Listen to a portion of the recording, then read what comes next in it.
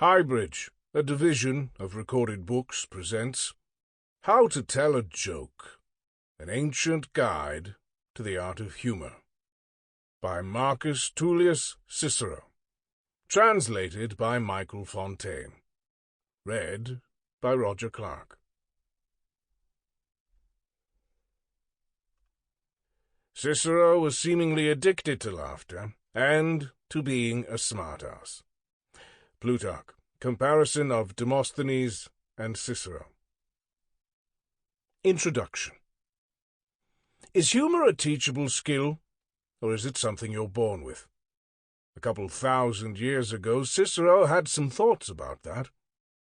Born in 106 BCE, Marcus Tullius Ciccero made it to the very top of ancient Rome. Against all the odds, at the age of 43, Cicero found himself elected consul, Rome's head of state, its chief executive, and commander-in-chief of its armed forces. He thwarted a coup attempt in his 1 year of office and was hailed as the savior of Rome. When his term was up, he resumed his private practice as a trial lawyer, but he remained a power player in Roman politics ever after. In retirement, he wrote philosophical treatises of profound and enduring impact, and if that's not enough, Cicero was also, according to one ancient source, one of the 2 funniest men in history. In the twilight of classical antiquity, a writer named Macrobius quoted many of Cicero's jokes in a literary dialogue called the Saturnalia. Centuries earlier, Cicero's secretary, Tiro, had made a collection of them. That collection is lost today, but Macrobius and the other writers mentioned in this volume still had it, and in introducing the jokes, Macrobius adds an arresting remark. The 2 most eloquent men that antiquity produced, the comedian, Plautus, and the orator, Cicero, were also its 2 best at telling jokes. Who doesn't know that Cicero's enemies routinely used to call him the stand-up consul? That phrase, stand-up consul, consularis scura, is incredible. Cicero's opponents didn't mean he was a solid guy. They meant he was a chief executive who behaved like a stand-up comedian. Macrobius wrote 500 years after Cicero's death, but he was echoing contemporary sources. Some of them are quoted by Cicero's biographer, the Greek essayist Plutarch, circa 46 to circa 120 CE, who sized them up and said the same. Cicero often got carried away with the ridicule and veered into stand-up comedy. Plutarch was getting at 2 things. One is an ambiguity inherent in all humor, the difference between laughing with someone and laughing at them. It can be a fine line, as a famous scene in American film illustrates. Henry, laughing hard. Really funny, you're really funny. Tommy, what do you mean I'm funny? Henry, well, it's funny, you know, the story, it's funny, you're a funny guy. Tommy, what do you mean? You mean the way I talk? What? Menacingly, I'm funny how? I mean, funny like I'm a clown? I amuse you? I make you laugh? I'm here to expletive amuse you? What do you mean? Funny, funny how? How am I funny? Goodfellas, 1990. The other thing Plutarch is getting at is the perilously fine line between a stand-up comedian and a politician speaking in public. Quintilian, the second author included in this volume, quotes an example of what Cicero's opponents had in mind. There was a candidate running for office whose father was believed to be a cook. When he went to ask a man for his vote, Cicero, who was standing by, piped up, "Roast assured, I'll support you."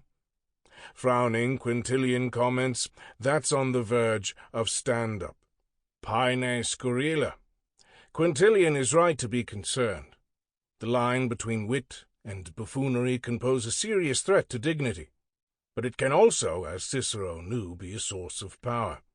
As he emphasizes in his own discussion, humor can collapse the distinction between an orator and a comedian, between a political rally and stand-up comedy. Do it just right, and it'll bring you social and political power, even an election. It's a heady thought. And right or wrong jokes are the keys that unlock that power. A Roman soldier walks into a bar. He goes over to the bartender, holds up 2 fingers and a V and says, "5, please." Great joke, isn't it? And yet it's the very kind Cicero and Quintilian were not interested in. Rome did have a rich tradition of humor like that to draw on, from its Shakespeare-style stage comedies to its street performances and stand-up comedians. Yet Cicero and Quintilian turn their backs on it entirely. They are interested not in jokes as entertainment, but as weapons of war. The trial and the election are their battleground, and their soldier is the orator, or professional public speaker, as Plutarch explains. Cicero would ignore protocol at trials and kid around, using irony to laugh away serious arguments. The point was to win. In the following book we will hear many examples of what Plutarch means, for that is the primary feature, not a bug, of Cicero's technique. The art of winning the crowd, conciliare, through jokes is precisely the art that Cicero purports to teach us. As a comedian wants to win the room, so the lawyer wants to win the case, and the politician the election. A generation or 2 after Cicero, the Roman poet Horace captures why jokes are so effective at doing that. A joke usually cuts through matters of importance more efficiently and effectively than severity. Solemnity is hard to establish, but easy to compromise. A single wisecrack can expose the artificiality of serious proceedings, of a criminal trial, say, and change their course. "Ah, come on, man. How could we ever really know if that guy did it, or what actually happened that day? Isn't this all just a bunch of theater, and who are we to judge anyway?" A joke can do that. It can shatter the fourth wall as surely as a bullet shatters glass, and send a jury's thoughts down that path. Telling one is a hugely risky strategy, but it just might pay off. That said, like any weapons, jokes can backfire. People don't like being embarrassed in public, and they don't forget it. Cicero considered himself a smart-ass. Others considered him a jackass, and reacted accordingly. Plutarch regarded Cicero's inability to resist a sick burn a causal factor in his downfall and eventual murder. That inability is a refrain in his Life of Cicero. The funny thing is, Cicero himself knew this, as he makes the narrator say in the treatise translated here, and that's the hardest thing for quick-witted people to do, to take stock of the people, the circumstances, and to hold back the quips that come to mind, even when it would be totally hilarious to say them.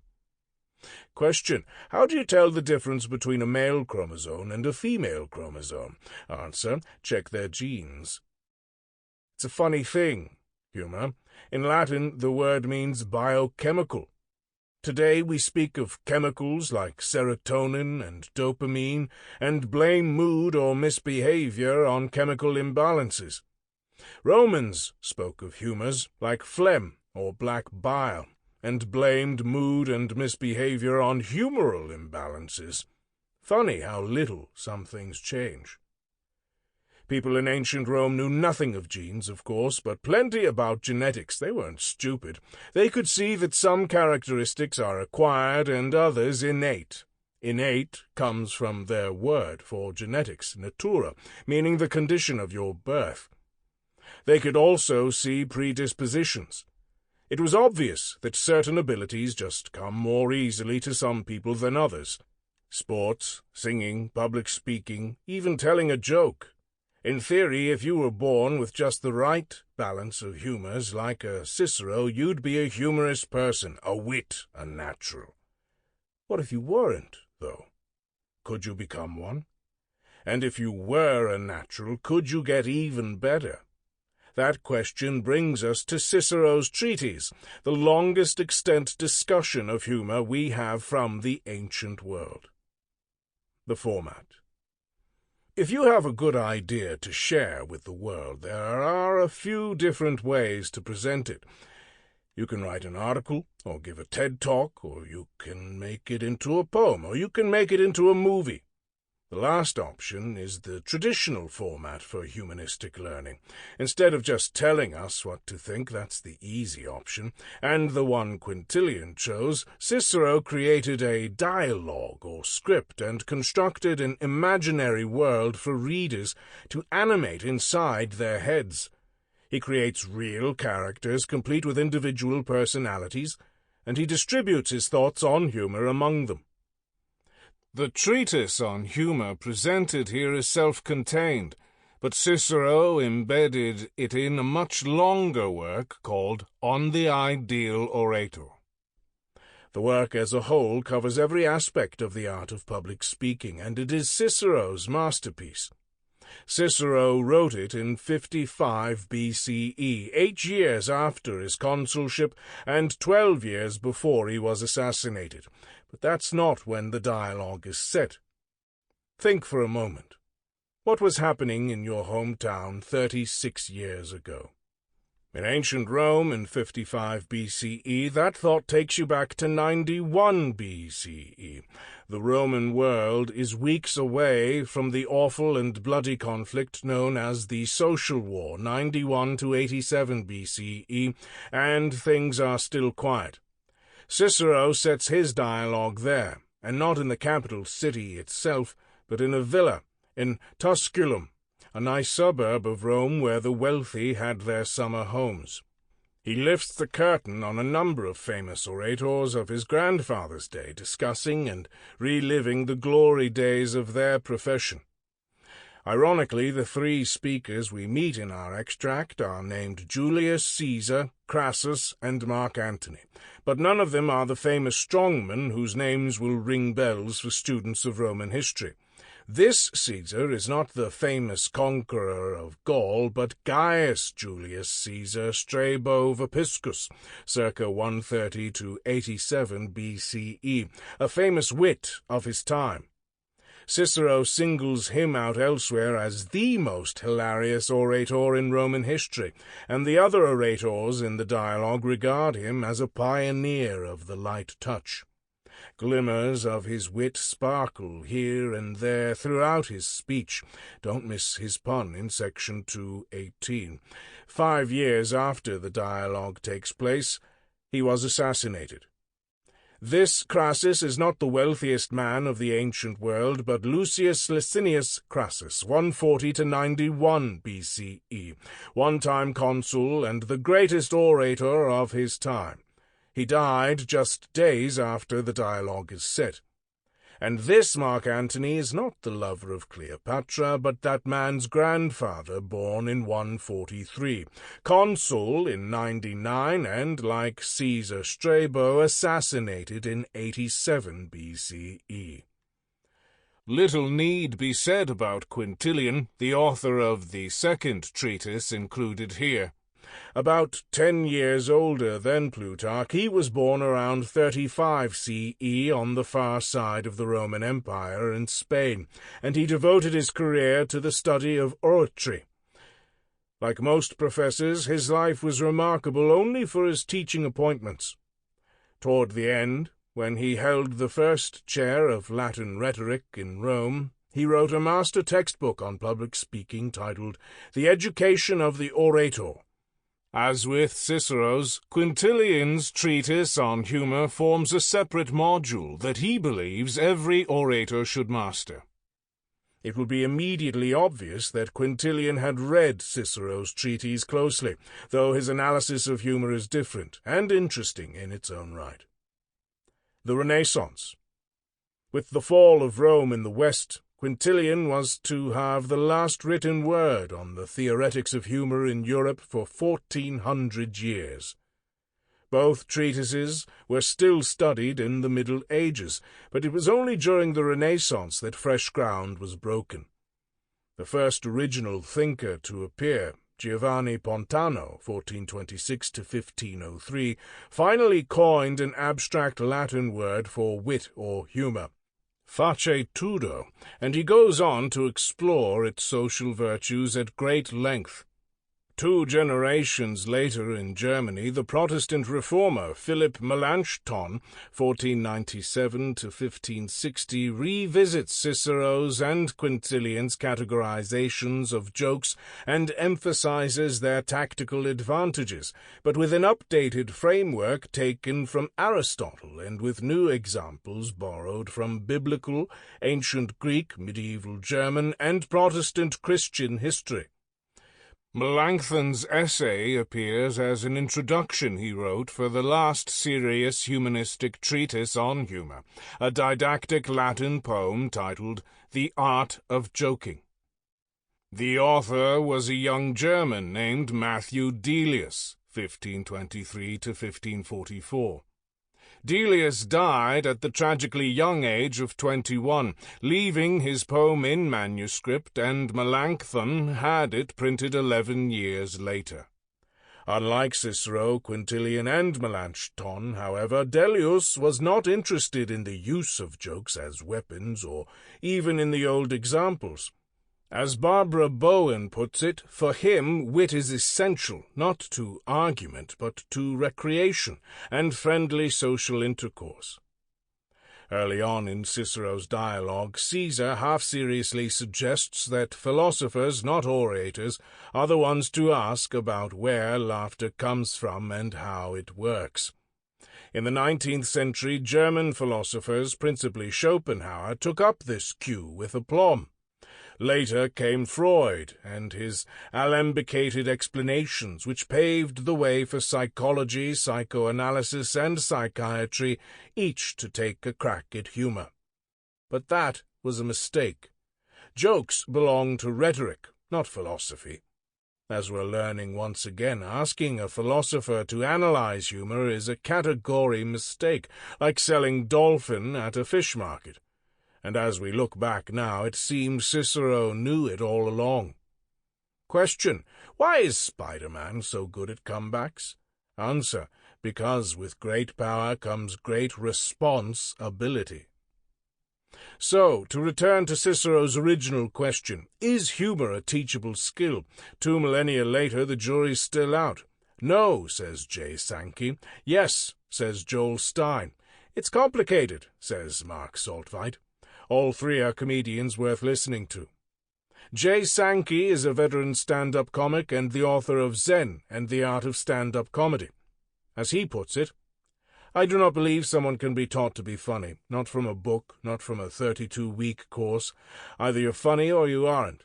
But if you are a naturally funny person, I believe you can learn to be a stand-up comic. So, though I don't believe funny can be taught, I do believe stand-up can be taught to funny people.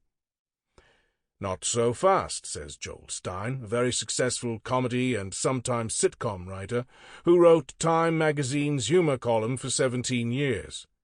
Humor is math, he tells me, meaning it's reducible to a finite number of formulas and that, yes, you can train yourself to do it. It's true, he says, that people's brains differ and that some are more natural at it than others, but sitcom writers' rooms are proof that jokes can be worked out. Go look at one and you'll see.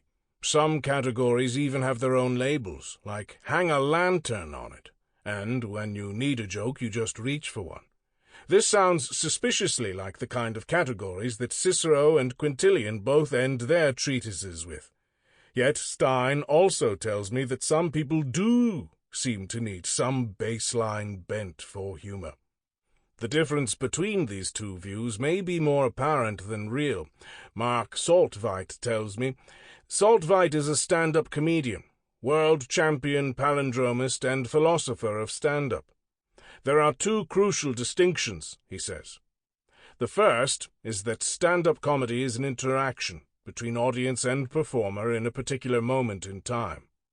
The second, and more important, is that Stein is describing comedic writing techniques, which obviously can be taught, whereas Sankey is referring to a comic sensibility as the thing that can't be taught. In other words, not how you make certain words funny, but what you find funny in the first place. Not the phrasing of your punchline, but your choice of subject matter, which often has more to do with social satire and the absurdity of modern life. In this light, it's remarkable that Roman orators not only gave speeches, but published them, too. Which audience were their jokes meant for? Perhaps it's time we ask the comedians about that. A note on the translation. Styles of translation vary. Some are literal, others go for the gist. This one goes for the jest, and it can claim a good pedigree. My job as translator, Cicero once remarked, is not to be a bank teller counting out coins for readers. It's to compensate them for the wait.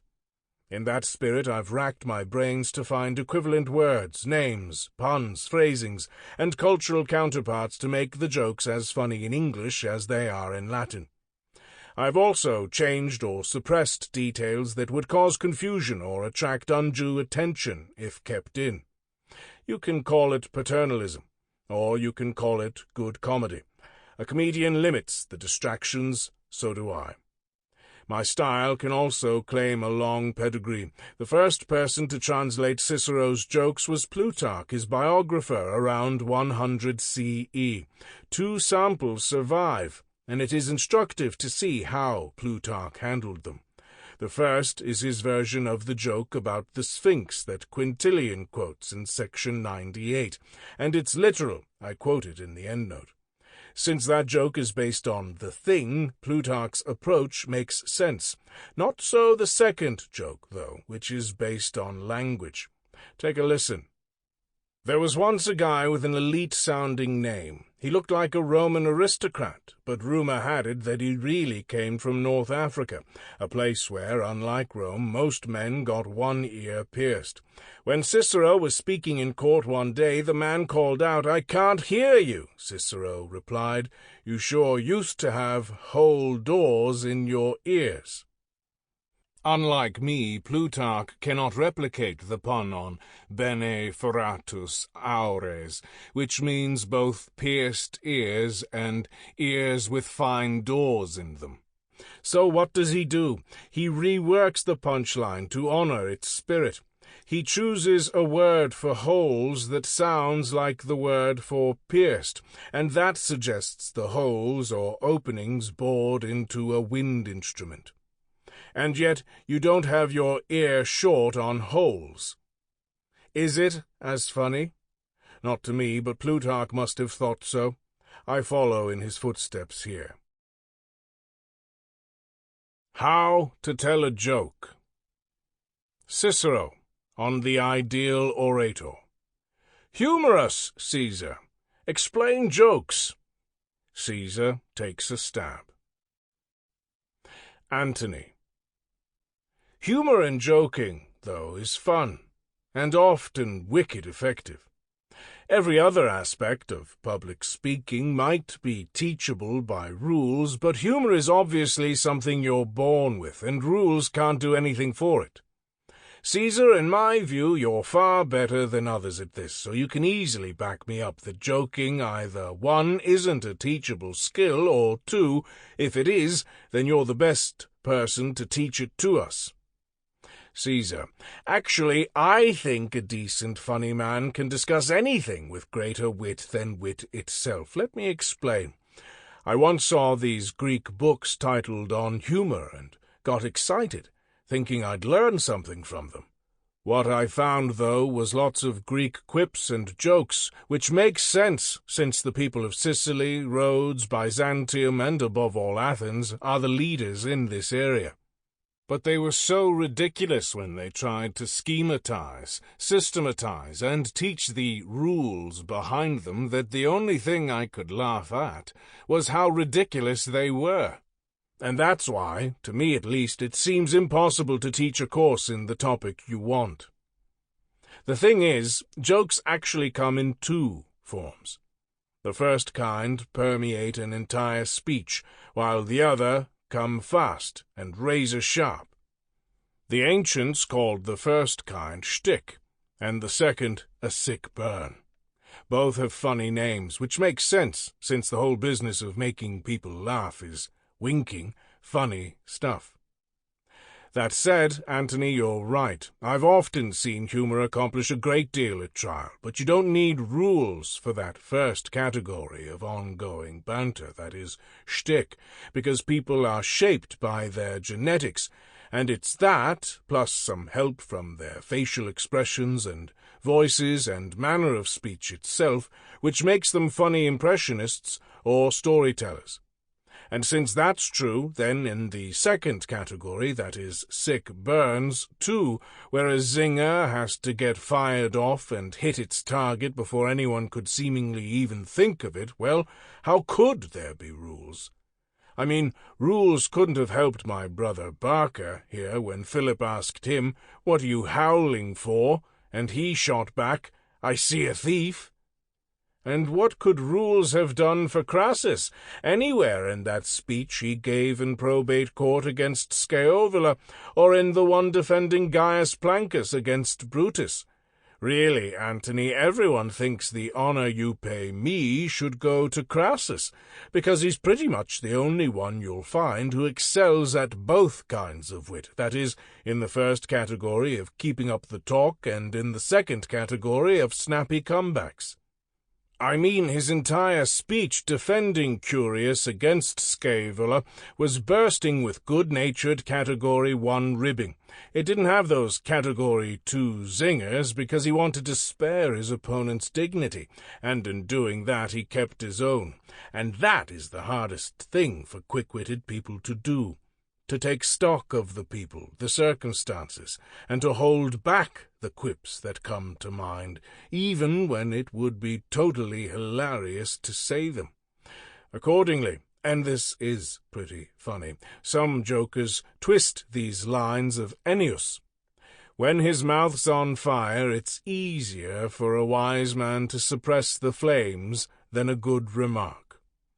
To say, when his mouth's on fire, it's easier for a wise ass to suppress the flames than a good wisecrack.